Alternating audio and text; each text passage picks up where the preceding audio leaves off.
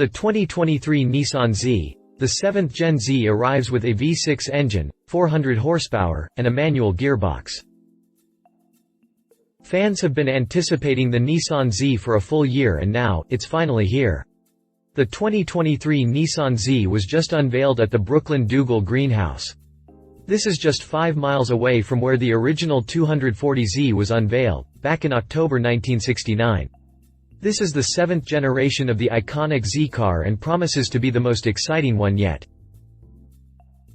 Nissan Z, drivetrain and performance. A vital aspect of a sports car is the engine.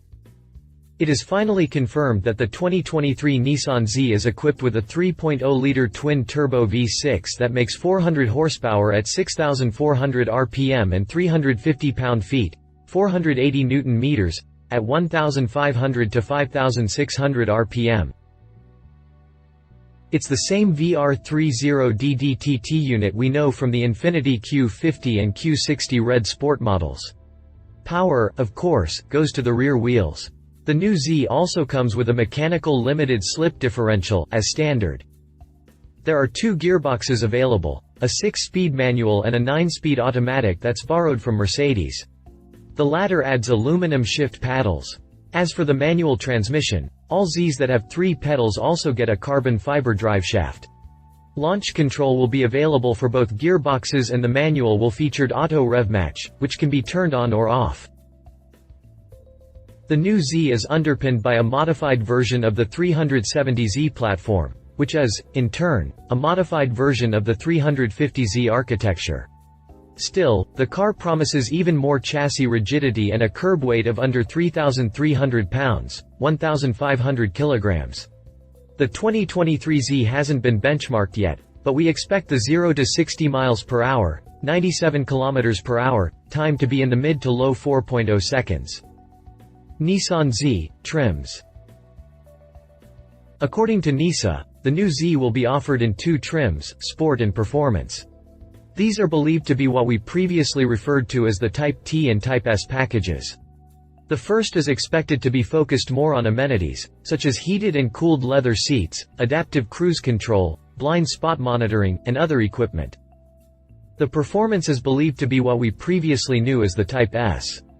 We already know that this gives the Z bigger intercoolers, thicker sway bars, and other performance enhancements. Some reports indicate that the Performance package would also add a new exhaust and potentially up the power output.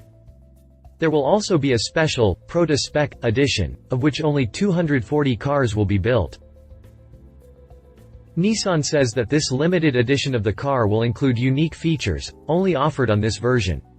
Although not yet confirmed, it is believed that all 240 limited edition cars will be finished in Ikazuki yellow, the color we first saw on the 400Z Proto. Nissan Z, exterior. The 2023 Nissan Z's retro-futuristic design clearly draws inspiration from previous Z generations.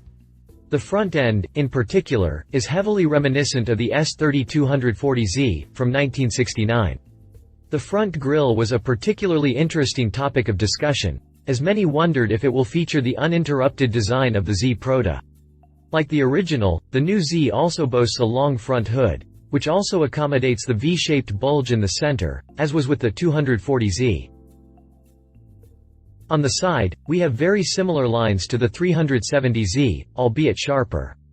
Whereas the 370Z had a nicely rounded back end, the 2023 Nissan Z features a bolder design.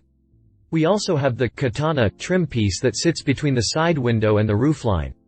The car also seems to be a bit longer than the recently discontinued Z34 model. The rear end is probably the favorite part of many enthusiasts, as the Z clearly draws inspiration from the Z32300ZX. This is most noticeable when you look at the taillights, which are a modern interpretation of those found on the 1989 to 1996 model. It even has the same engine layout, as we already mentioned. Of course, the rear end is completed with a blacked-out rear diffuser, accommodating dual exhaust tips. Nissan Z, interior. The retro-inspired theme continues on the inside, as the driver-focused interior blends classic design with modern technology. Behind the 3-spoke steering wheel sits a 12.3-inch fully digital instrument cluster with a centrally positioned tachometer. It's also highly customizable should you decide you want a different layout. Cars equipped with the 9-speed automatic also get aluminum paddle shifters. At the top center part of the dashboard, we see the 3 analog gauges, which are a classic Fairlady Z feature dating back to the first Fairlady Z, and kept since. Further down we see an 8-inch infotainment screen. There's also a 9-inch option, which could be part of one of the Z's optional packages. Further down, we find 3 rotating knobs for the HVAC controls. Overall, the interior is way better than the previous model's button fest. You still get quick access buttons for the more essential features, which is a good thing. Nissan Z, pricing. One of the most talked about aspects of the Nissan Z is its price. For a while now, the new Z car has been promising to be the ultimate performance car bargain of the year, and now, we know for sure that this is exactly the case. The Z will have a base price of around $35,000. 2 packages are available, one focused on performance and the other focused on comfort. Each will set you back $5,000, which brings the total price of the Z to nearly $40,000. You can also get both packages, in which case the Z will set you back nearly $45,000. Despite that, the 2023 Nissan Z is still a bargain, considering how much performance you're getting. Nissan Z competition. Porsche 718 Cayman. When we talk about compact sports cars, we cannot go without mentioning Porsche's entry-level mid-engine sports car. While the Nissan Z is the ultimate bargain in its segment, you do have to pay a premium for the Porsche badge. Starting at $56,350, the 718 Cayman certainly isn't expensive, compared to other Porsche models. However, for this much green, you are getting a base model and every optional piece of equipment costs extra. The base engine isn't much to write home about either, as it's a 2.0-liter turbocharged flat-4 that makes 296 horsepower at 6,500 rpm and 280 pound-feet, 380 Newton-meters, at 2,150 to 4,500 rpm. This is enough to propel the 2,597-pound, 1,178 kilograms, Porsche to 60 miles per hour in just 4.9 seconds, on its way to 171 miles per hour, 275 kilometers per hour. What you are really paying for here is Porsche's excellent chassis and a supercar-like rear mid-engine layout. You also get a 6-speed manual as standard, or an optional 7-speed PDK, both of which are some of the best on the market. Toyota GR Supra. This is arguably the Z's nemesis or the other way around depending on how you are looking at it. Ever since we learned of a new Z being in development, there have been talks about how it would measure up to the BMW-based Toyota Supra. The GR Supra starts at $43,090, which gets you the 2.0-liter turbocharged inline-4 variant. That one makes 254 horsepower and 295 pound-feet, 400 Newton-meters.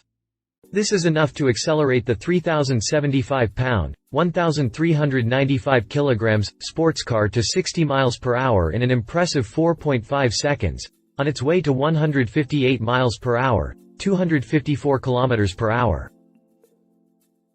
If you want the more powerful 3.0-liter turbocharged inline-6 engine, you'll have to pay $8,000 extra, which makes the GR Supra even more expensive, compared to the Nissan Z of course. Going for the bigger engine means 382 horsepower and 368 pound-feet, 499 Newton-meters, although some dyno tests have confirmed it's actually more than that.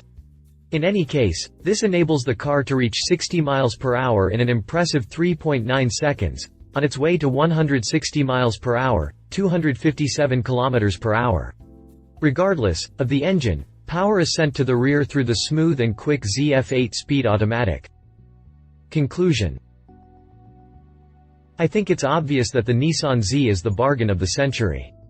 Bang for the buck, it's a much better proposition than 2 of its most important competitors, the Cayman and the GR Supra, at least on paper. At the same time, it manages to invoke the spirit of older Fairlady Z models and manages to combine some of the best of old-school Japanese sports cars. I probably sound like a broken record, but the fact that it can be had with a manual gearbox in times when most manufacturers are giving up on the 3 pedals is a dream come true for car enthusiasts who enjoy old-school motoring. If you liked this video, please share your thoughts in the comments below and don't forget to hit the subscribe button.